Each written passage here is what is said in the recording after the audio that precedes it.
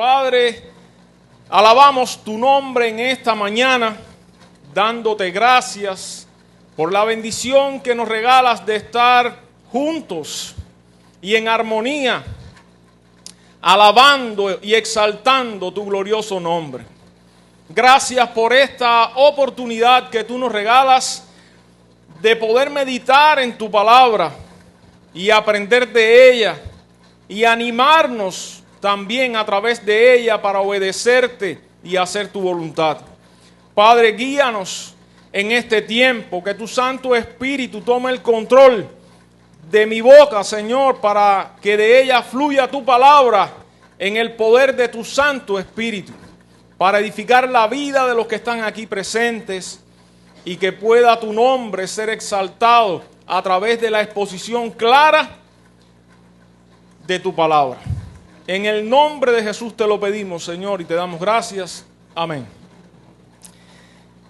Enormes privilegios de estar en Cristo, o enormemente privilegiados de estar en Cristo. Así hemos titulado el mensaje de esta mañana.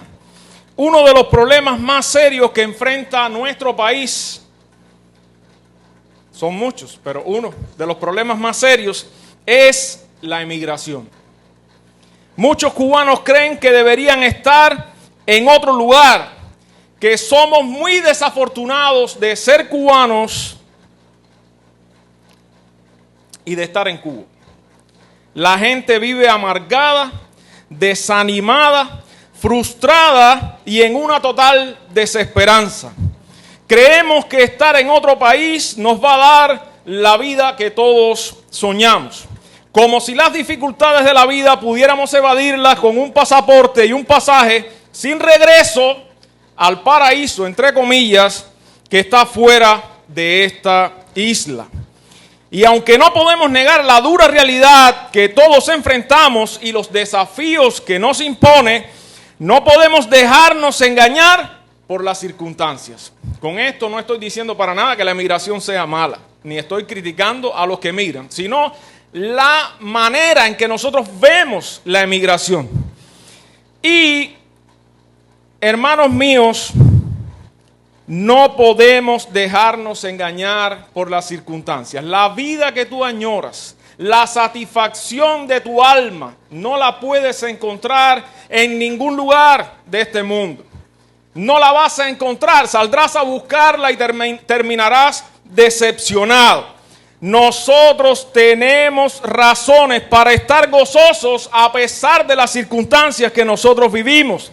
Porque, hermanos nuestros, tener cosas o vivir en otro lugar no es ni la meta que debe perseguir un cristiano, ni es aquello que nos dará la felicidad soñada.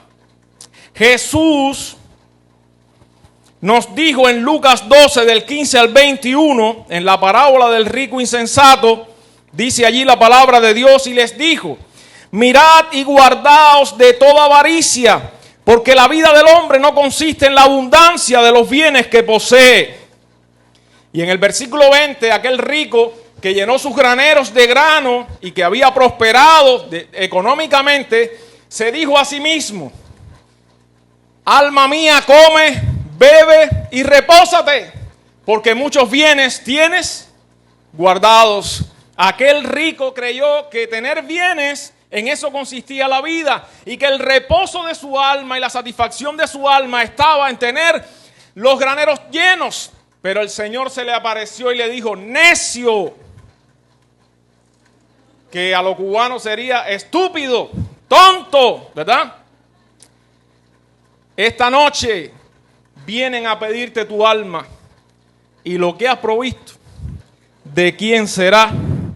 Y dice: así es el que hace para sí tesoros y no es rico para con Dios.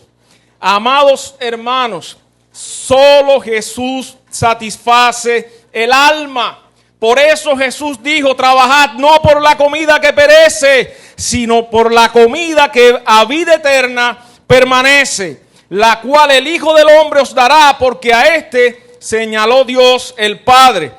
Respondió Jesús y les dijo también allí en el versículo 29: Esta es la obra de Dios, que creáis en el que Él ha enviado. Y Jesús le dijo, de cierto os digo, no os dio Moisés el pan del cielo, mas mi Padre os da el verdadero pan del cielo. Disculpen. Porque el pan de Dios es aquel que descendió del cielo y da vida al mundo. Le dijeron, Señor, danos siempre este pan. Y Jesús les dijo, yo soy el pan de vida. El que a mí viene nunca tendrá hambre, y el que en mí cree no tendrá sed jamás. ¿Saben lo que estaba diciendo Jesús? La verdadera satisfacción que ustedes anhelan solo la pueden encontrar en mí. El único que puede saciar vuestra alma soy yo. Los ricos no solamente quieren tener los graneros llenos, quieren más graneros para seguirlos llenando. Nunca se sacian, las riquezas no sacian, el placer no sacia. Por eso los pecadores, cuando uno vivía en el pecado, uno se dio cuenta de que el pecado no satisfacía, no saciaba nuestra necesidad.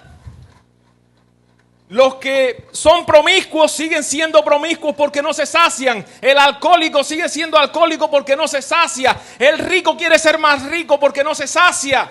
Pero en Cristo nosotros estamos satisfechos y debemos sentirnos y disfrutar eso como tal. Gracias, mi hijo. Tiemblo. Miren, por eso, hermanos míos, la posesión más grande que puedas tener y la posición más elevada en la que puedas estar es Cristo mismo. No hay una posesión más grande que Jesucristo. Por eso nosotros debemos vivir agradecidos por los enormes privilegios que Dios nos ha concedido en Él. Hemos sido enormemente privilegiados y no lo creemos. Vivimos como si no lo fuésemos. Y eso es lo triste de esa situación. Que la iglesia de Jesucristo en Cuba vive como si fuera miserable.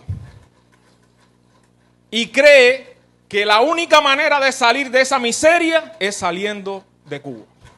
Es teniendo dinero, es teniendo ropa, es teniendo comida, es teniendo carros, es vivir la vida que cualquier terrenal, cualquier persona sin Cristo anhela.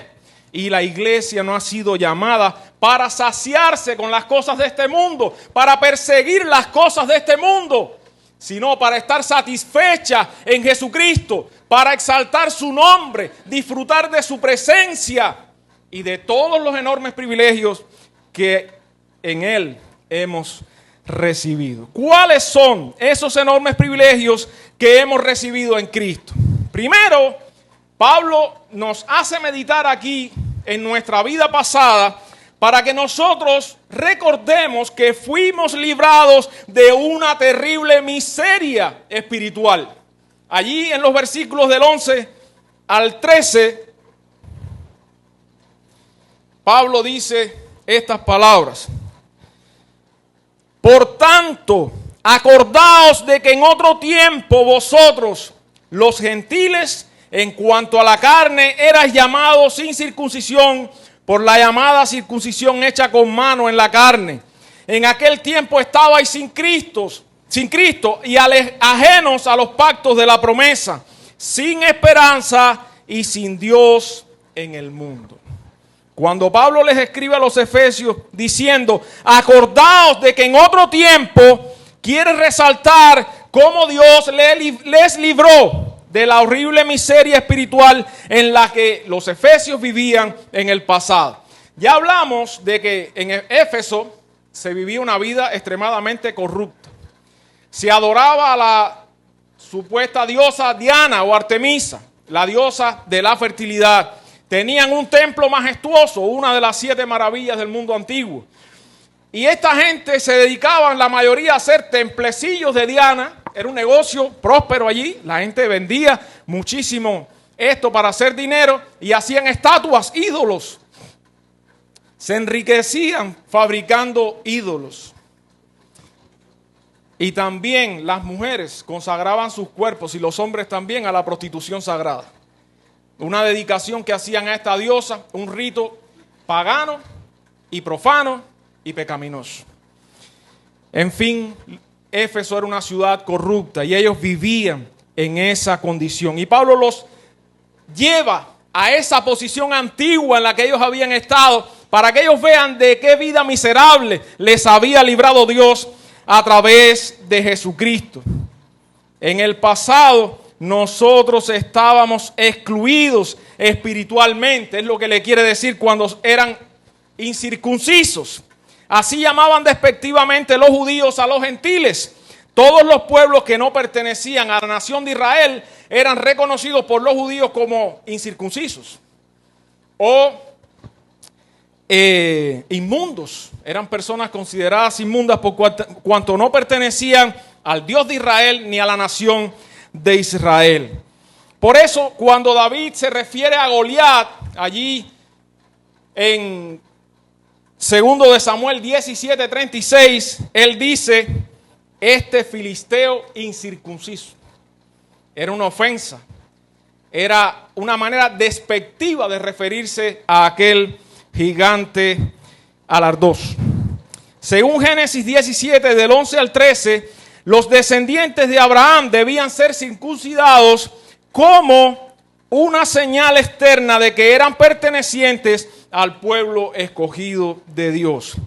En el pasado, Dios prometió a Abraham que le iba a dar una descendencia y que a través de ella iba a formar una gran nación. Y a esa gran nación Dios la iba a introducir en un territorio que Él mismo había escogido y que les había regalado, les había otorgado para que ellos habitaran allí. Y que desde ese territorio Dios iba a usar a esa nación que Él mismo había escogido y le había dado forma para bendecir a familias de toda la tierra. Es decir, Israel es una nación singular que Dios escogió en el pasado para, a través de esa nación, traer su palabra al mundo, traer el Mesías, el Salvador del mundo, y para que el mundo pudiese conocer a Dios. Ellos disfrutaban de ese privilegio. Dios fue fiel a su promesa y dio forma a ese pueblo estableciendo un gobierno en él teocrático. Dios era su mismo rey. Dios era el que gobernaba a su pueblo a través de su ley. Dios santificó a su pueblo separándolo de las demás naciones. Lo ubicó en un territorio específico y además le dio leyes que lo santificaban, lo hacían diferente. Eso es lo que significa. Dios separó a Israel del mundo a través de leyes. Tenían una vida, un estilo de vida diferente. Tenían un solo Dios, al cual amaban, al cual servían, o debían amar y debían servir y rendirle adoración y darle gloria y servirle para los propósitos con los que Dios les había llamado. Es decir, Dios los separó de las demás naciones mediante su santa ley para usarlo para su gloria en el cumplimiento de sus propósitos soberanos y redentores. Pero Israel erró en el cumplimiento de esos propósitos y de su responsabilidad en el pacto que Dios había hecho con Abraham. No fue fiel a su compromiso con Dios. Pero es bueno aclarar que el mismo Pablo en Romanos 11, del 11 al 25 y 25, él nos dice que por la transgresión de Israel, si la transgresión de Israel, dice, vino la salvación a los gentiles. Dios usó la transgresión de este pueblo, su pueblo, el que él había escogido, para añadir a su pueblo a los gentiles. ¿Quiénes eran los gentiles? Pues todos los seres humanos que no eran judíos. Y por eso personas de todas las naciones hoy forman parte del pueblo de Dios, de la iglesia que está compuesta tanto por judíos como por gentiles. Porque Dios usó la transgresión de Israel para añadir a otros que también Él quería traer hacia sí mismo y salvar y redimir. Y dice que ha acontecido, dice el versículo 25, a Israel endurecimiento en parte. Es decir, Dios mismo endureció de alguna manera, permitió el endurecimiento de su pueblo hasta que haya entrado la plenitud de los gentiles. Y cuando habla de la plenitud de los gentiles, eso habla de que Dios tiene un número. Hasta que no haya entrado el número de todos los redimidos, ¿verdad? Dios no va a cesar de obrar en este mundo. Por eso el evangelio ha de ser predicado y Dios sigue obrando en este mundo. Ahora, ¿qué significaba ser incircunciso? No ser parte del pueblo de Dios, no disfrutar de las bendiciones que Dios había prometido dar a ese pueblo, y era una situación difícil. Todas las personas que vivían ajenos a Israel, vivían fuera de Israel, no disfrutaban de la presencia de Dios, no disfrutaban de las bendiciones que Dios daba a su pueblo, ni tampoco eran parte del pueblo de Dios, ni iban a disfrutar en el futuro de todo lo que Dios había prometido que iba a dar a esta nación. Pablo dice que en el pasado vivíamos como sin Cristo, sin Dios, sin esperanza. Vivíamos ajenos a todas esas promesas que Dios había hecho a su pueblo. Dice 2 de Pedro 3, del 13 al 16, que nosotros esperamos según sus promesas, es decir, las promesas de Dios, y Pedro se refiere a la iglesia. Dice, cielos nuevos y tierra nueva en los cuales mora la justicia. Cuando vivíamos sin Cristo y sin Dios, no teníamos esa esperanza. Hermanos míos, en el mundo vivíamos de esa manera. Vivíamos sin Cristo, sin Dios y sin esperanza en el mundo.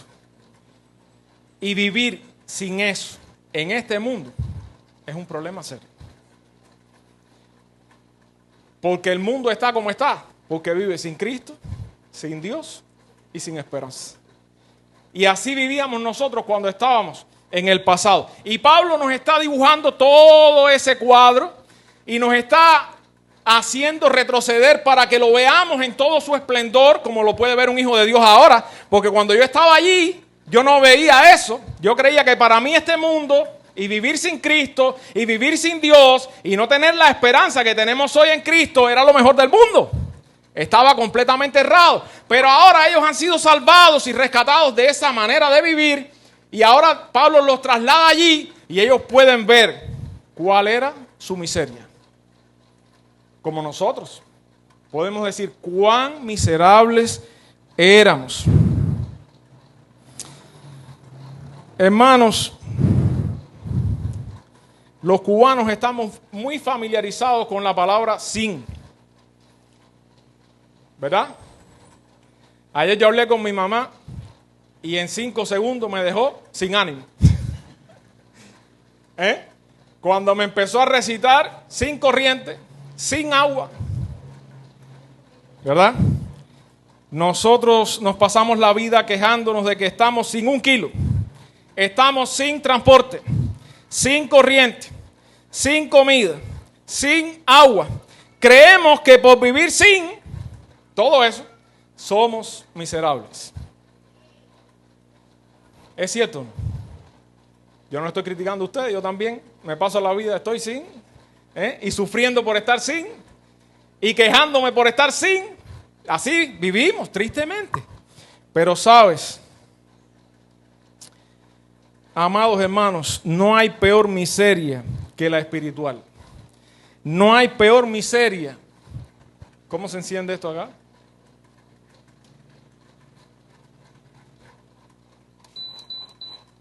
Sí, necesito fresco. No hay peor miseria que la espiritual. No hay peor miseria que vivir sin Cristo, sin Dios y sin esperanza en este mundo. Esa, a la luz de la Biblia, es la peor condición en la que puede encontrarse un ser humano. Es estar completamente perdido. Y eso es lo que Pablo quiere resaltar aquí, para que los efesios y nosotros valoremos la enorme bendición que significa estar en Cristo. Pedro hace eco de la intención de Pablo cuando dice en 1 de Pedro 2, del 9 al 10, mas vosotros sois linaje escogido, real sacerdocio, nación santa, pueblo adquirido por Dios, para que anunciéis las virtudes de aquel que os llamó de las tinieblas, de ese pasado oscuro, a su luz admirable. Vosotros que en otro tiempo no erais pueblo, ustedes no, ni nosotros pertenecíamos al pueblo de Israel, ni disfrutábamos de sus bendiciones, pero que ahora sois, dice, pueblo de Dios, que en otro tiempo no habíais alcanzado misericordia, pero ahora habéis alcanzado misericordia.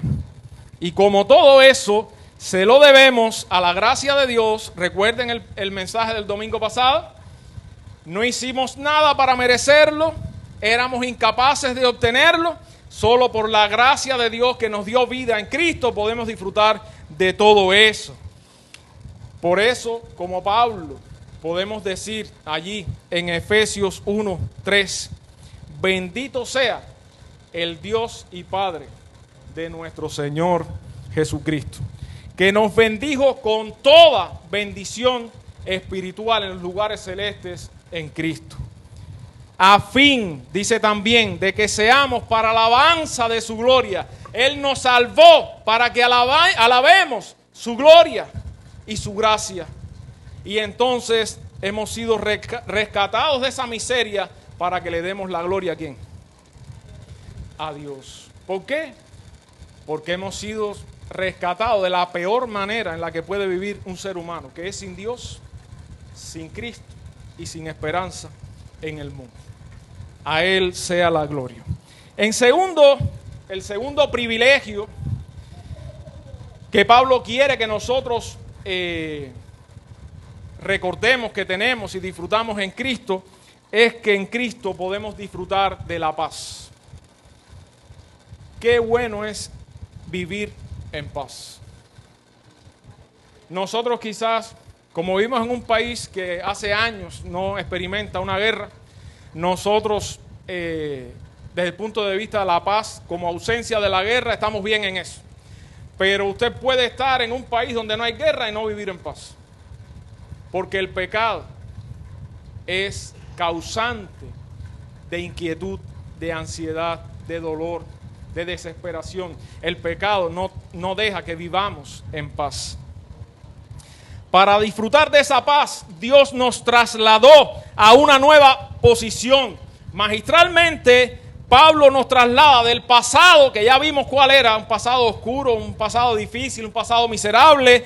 Ahora Pablo dice, pero ahora, es la frase, pero ahora en Cristo Jesús, ahora, antes vivíamos de esta manera, estábamos en esta condición, esa era nuestra situación compleja.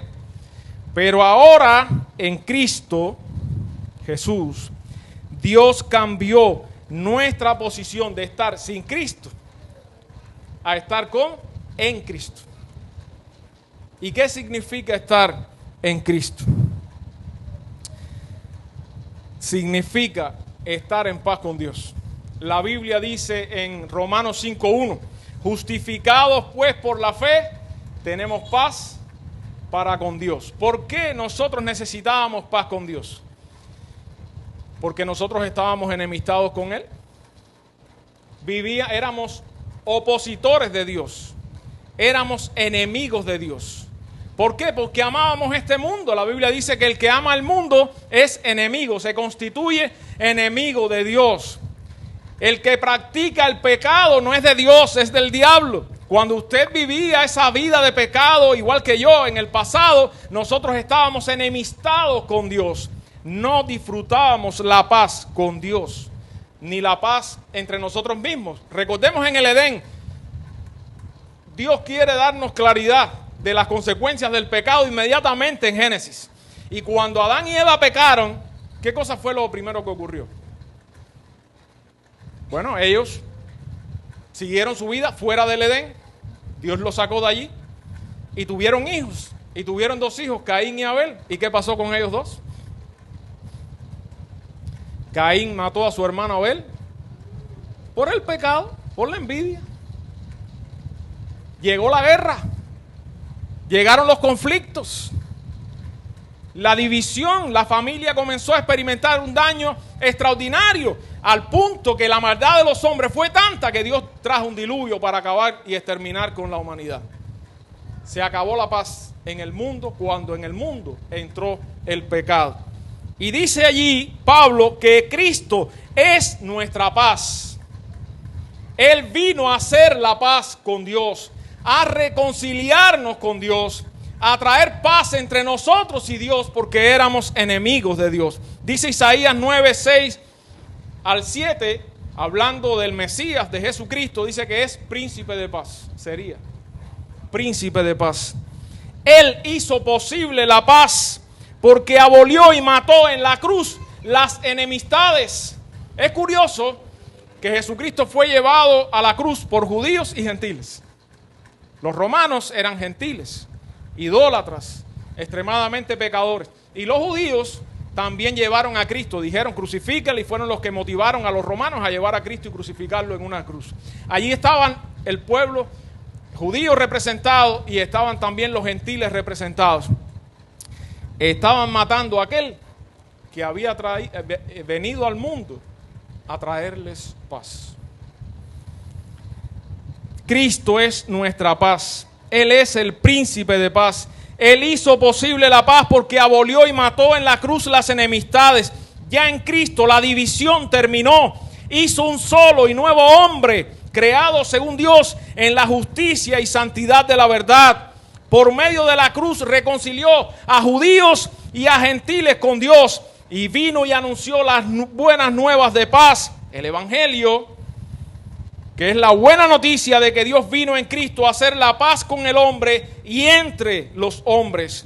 En Cristo Dios resuelve el problema del pecado, que es la causa de las enemistades.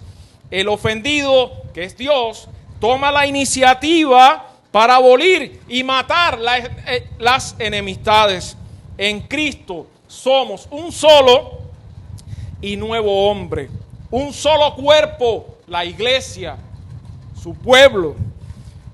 Por eso es una contradicción que haya enemistades dentro del cuerpo de Cristo. Porque el milagro que obró Jesucristo en su cuerpo fue que personas diferentes, que pensaban diferentes, que se veían como enemigos completamente opuestos, fueron unidos en Él. Hecho un solo cuerpo, una sola asamblea. Y por medio de Cristo nos dio entrada por un mismo espíritu al Padre. En Efesios, Pablo está preocupado por la unidad. Pablo quiere que entendamos que en Cristo somos uno. No dos, ni tres, ni cuatro, ni estemos en pleitos, y en contiendas, y enemistados unos con otros. Él quiere demostrar que en Cristo toda rivalidad y toda enemistad quedó resuelta en la cruz. Cristo vino a traer la paz entre el hombre y Dios y entre los hombres. Santiago 4:1 deja claro que el pecado es la causa de la guerra y de los pleitos. Dice, ¿de dónde vienen las guerras y los pleitos entre vosotros? ¿No es de vuestras pasiones las cuales combaten en vuestros miembros? Santiago está diciendo, ¿por qué cristianos ustedes se fajan? No espiritualices, no busques ninguna otra explicación que no sea por el pecado que hay en nosotros. Y cristiano, hermano, iglesia, cualquier pleito entre nosotros tiene que resolverse ¿en quién? En Cristo. Tenemos que poner en práctica el amor de Jesucristo, el perdón de Jesucristo. De la misma manera que Él nos amó y se entregó por nosotros sin merecerlo, nosotros también debemos amar y perdonar a nuestros hermanos cuando han pecado en contra nuestra.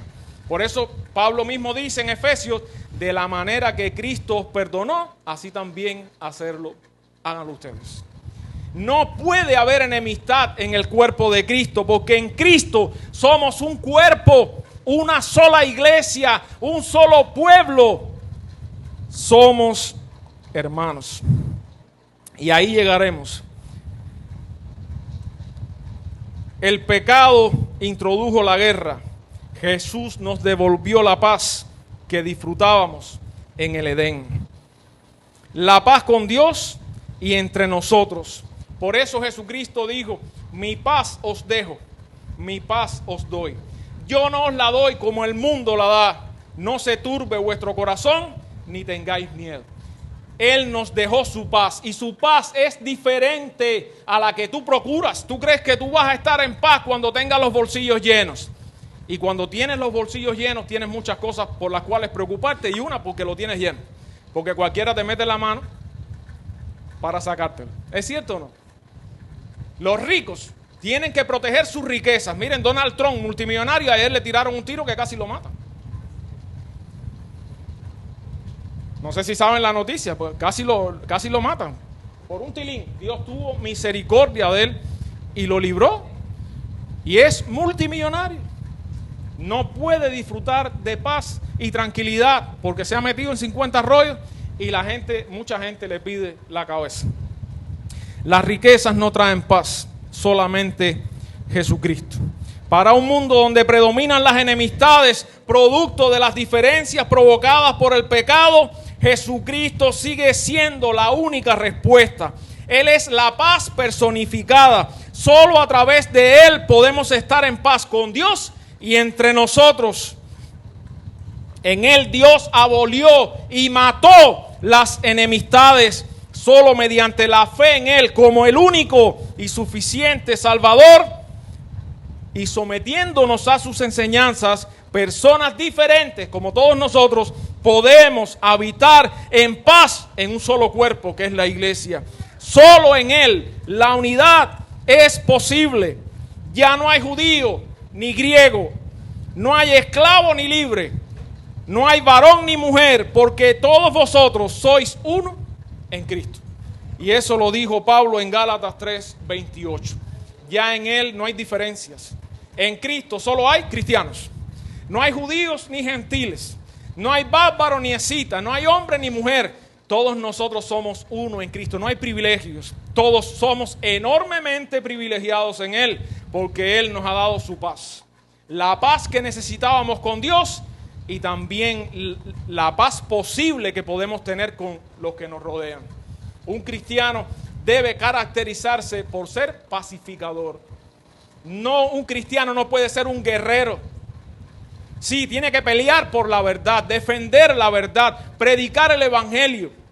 La Biblia dice que debemos defender nuestra fe. Si alguien demanda que nosotros lo hagamos, que la defendamos, ¿verdad? Pero eso no significa que usemos la espada. De hecho, Jesús, cuando Pedro tomó la espada y le cortó la oreja al siervo del centurión, ¿qué le dijo? Los que mataren a espada morirán. Yo no he venido para eso, sino para traer paz. A él lo clavaron en una cruz y como una oveja fue llevado al matadero. Y enmudeció, no abrió su boca ni profirió maldición contra aquellos que lo crucificaban. Y cuando estaba en la cruz dijo: Padre, perdónalos porque no saben lo que hacen. Ese es el modelo que nosotros tenemos que seguir en este mundo, en el matrimonio. ¿Saben por qué los matrimonios se dividen? Porque no dejamos que Cristo gobierne el matrimonio.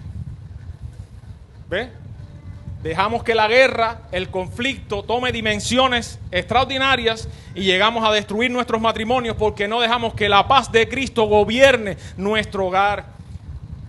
Porque dejamos que sean las pasiones que se despiertan en nosotros las que nos provoquen esos pleitos interminables y que no nos deja solucionar en el amor de Cristo, con el perdón de Cristo, nuestras diferencias. Familias divididas, iglesias divididas, naciones divididas, guerra entre pueblos, guerra entre hermanos, guerra entre padres e hijos. En fin, el mundo está así porque no ha experimentado la paz con Dios ni la paz de Dios. Y en Cristo esa paz es posible. Por eso, hermanos míos, esa paz es una enorme bendición, es un enorme privilegio que tú disfrutas en Jesucristo. Vívela. Disfrútala, dice la Biblia, busca la paz y síguela. Sigue la paz de Dios, búscala, procúrala siempre, porque el reino de los cielos es de los pacificadores. Solamente ellos lo verán. En tercer y último lugar, Pablo nos habla del privilegio, el enorme privilegio de que Dios nos hizo miembros de su santa familia.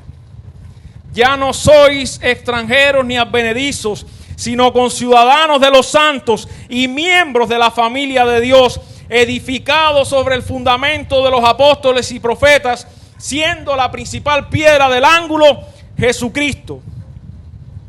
Jesucristo mismo, en quien todo el edificio bien coordinado va creciendo para ser un templo santo en el Señor, en quien vosotros también sois juntamente edificados para morada de Dios en el Espíritu.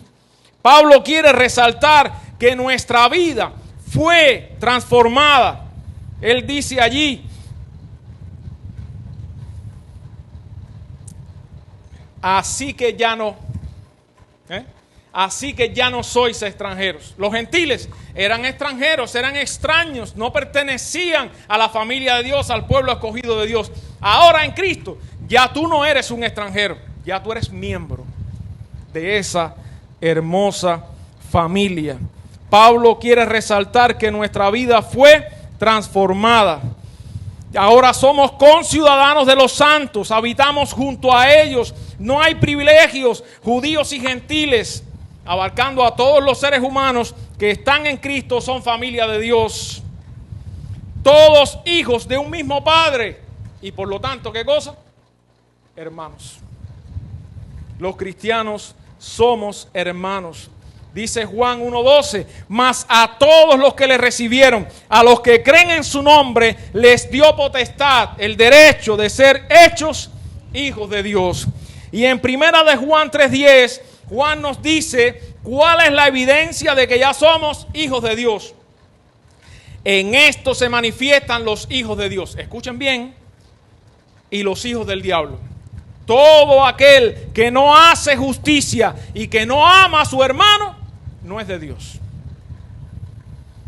Por eso la justicia es vivir en conformidad con la palabra de Dios, ser justos. Es vivir rectamente según las Escrituras. Y lo otro, amar al hermano.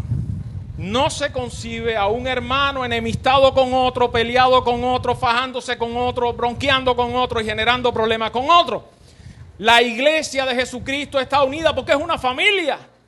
Todos somos hijos de Dios.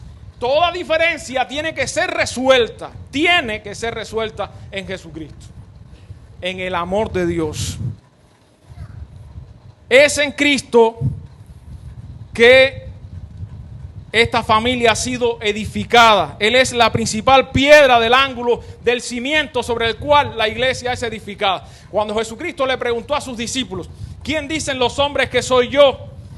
Bueno, todos dieron una serie de respuestas y Pedro, que era muy osado y siempre daba el paso al frente, Dios le reveló, tú eres el Cristo, el Hijo del Dios viviente. ¿Y qué dijo Jesucristo? Bienaventurado eres, Simón, porque no te lo reveló carne ni sangre, sino mi Padre que está en los cielos.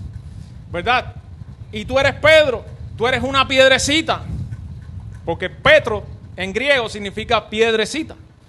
Pero le dijo, y sobre esta roca, no sobre Pedro, como dicen algunos por ahí que Pedro fue el primer papa sobre el que la iglesia fue edificada. Error.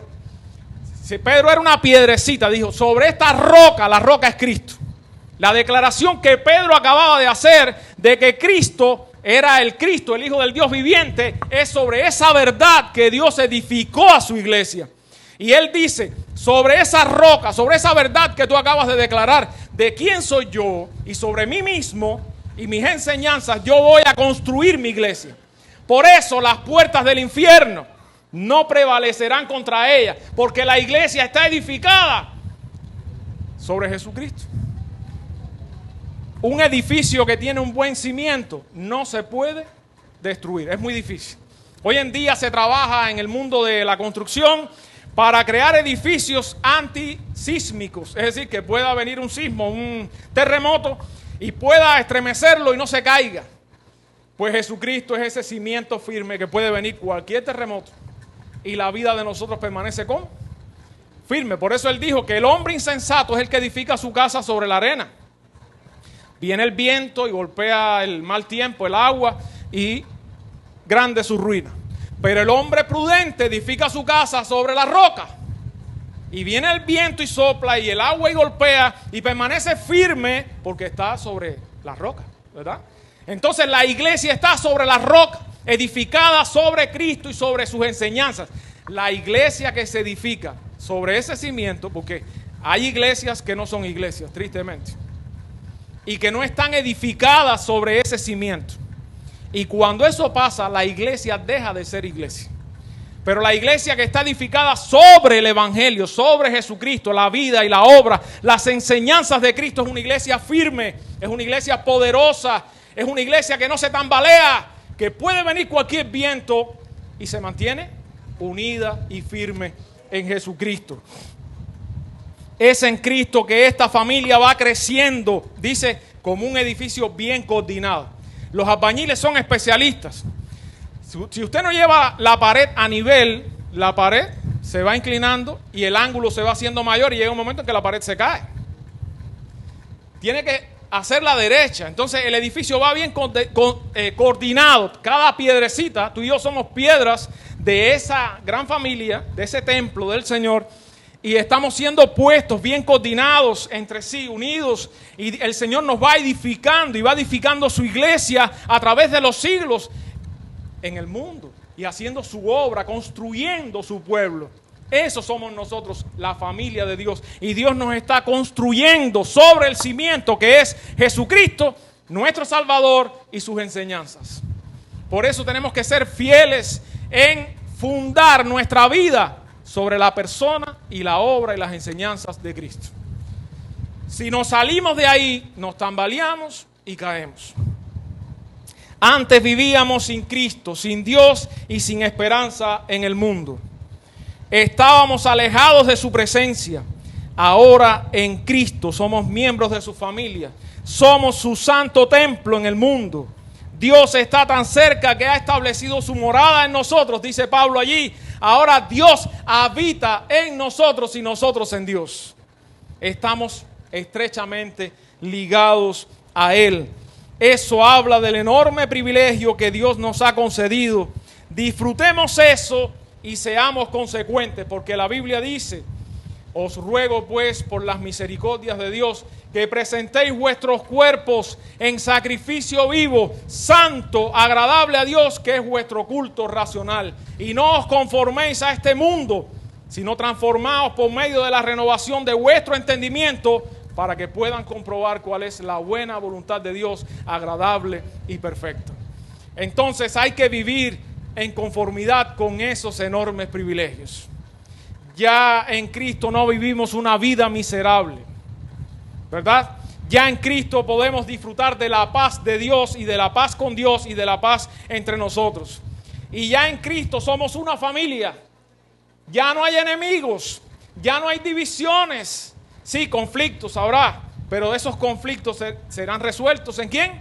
En Cristo, porque somos una familia, nos amamos en el Señor y el amor de Dios tiene que prevalecer por encima de cualquier diferencia. Concluyo, hermanos, dejemos de vivir como miserables. Somos cubanos, pero somos cristianos. Y en Cristo nosotros disfrutamos de enormes privilegios. Y esos privilegios son para que los disfrutemos, para que nos alegremos, para que nos gocemos en ellos, pero también para que cada día, cuando tú te levantes, tú le des la gloria a Dios y le digas: gracias, Dios mío, porque en Cristo tú me has rescatado de una vida de miseria, porque yo vivía sin ti, sin Cristo y sin esperanza en el mundo. Señor, te doy gracias porque tú me has dado paz, la verdadera paz, la paz contigo, la paz que puedo disfrutar y que el mundo no me da, la paz con mis semejantes. Y también puedes decirle: gracias, Señor, porque tú eres mi papá y yo soy tu hijo y tengo una familia inmensa que me ama y a la cual yo amo. ¿Ven? Siéntete que tú eres parte de una gran familia, que es la familia de Dios. Y vive como tal. Que Dios te bendiga, hermano. Vamos a orar.